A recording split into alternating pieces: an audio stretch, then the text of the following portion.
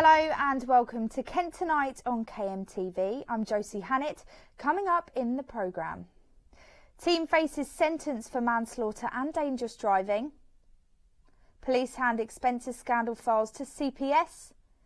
And we say hello to Kent's new High Sheriff. But first this evening, an 18-year-old from Sheppey who knocked down a traffic warden to avoid getting a parking ticket is now also facing sentence for manslaughter in a separate case.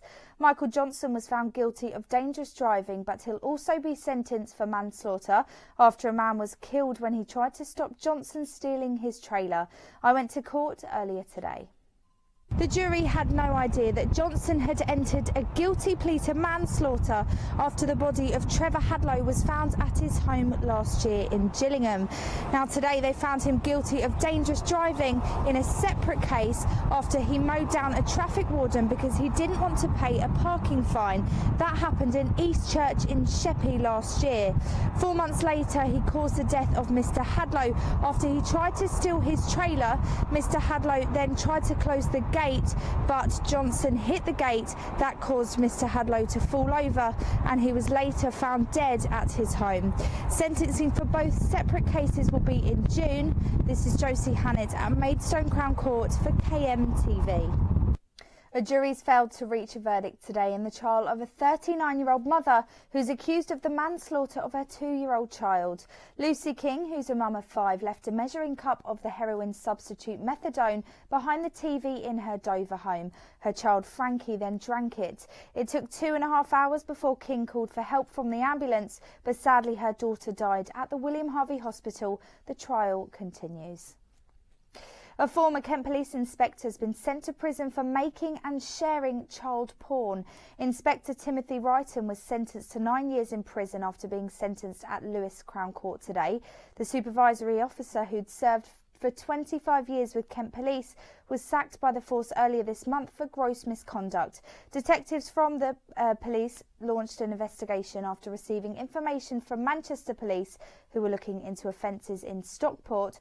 We spoke to Detective Chief Superintendent Tom Richards, who's head of Kent Police's Public Protection Unit. In Kent and also to colleagues. It was hugely disappointing. That said, we have very effective and very robust internal processes to investigate such matters. I think it's important to keep this in context. We've got nearly 6,000 members of staff. It's incredibly rare that anybody breaches the National Code of Ethics. On the very rare occasions that does happen, I think this case demonstrates just how effectively and robustly we investigate those matters. We've brought them to justice, and a very positive outcome that sends a very clear message. The body of a Dover man was found in Woodland the day before he was due to stand trial for historic sex offences. 53-year-old Roger Brown was reported missing by his partner, but after a 4-hour search, he was found hanging from a tree in Woodland at 5 last night. He was facing trial on a number of rape and sex charges. Some allegedly happened more than 20 years ago, but because of his death, the legal charges no longer stand. The Crown Prosecution Service has confirmed they've now received files on the Conservatives' election expenses in the South Thanet vote in 2015. The scandal started after the party allegedly didn't report all their spending during the election campaign. This means they may have spent more than the limit set by the government. The CPS will now review the evidence before deciding whether any charges should be made.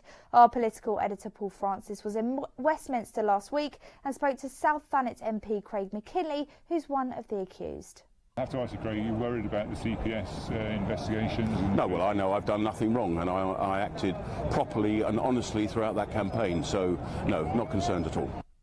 Insurance company Swinton has announced plans to cut 900 jobs by the end of the year. The 60-year-old firm has branches all over Kent, including Maidstone, Canterbury and Chatham, but it's announced the potential closure of 84 branches as part of a business restructure. Last year, Swinton revamped its Maidstone branch. Here we see the opening of the new building. It's said 90% of its customers buy insurance over the phone or online, so it's investing £45 million in IT at its Manchester head office. And today we had a special guest at KMTV. The new High Sheriff of Kent, George Jessel, visited our studios in Medway to talk about his interest in rural affairs. There are 55 royally appointed High Sheriffs in England and Wales. The office dates back to Saxon times when the Shire Reeve was responsible for the law and order within the county and for the collection and return of taxes to the Crown. I want to encourage and support rural charities, so that would cover rural isolation, rural education, and all things rural crime. I mean, I'm a farmer myself, so there's no point me trying to help a charity which I have no knowledge of. And I think that farming makes up a particular large percentage of the county of Kent. It's a very vital industry. And before we go, here's Bernie with the weather.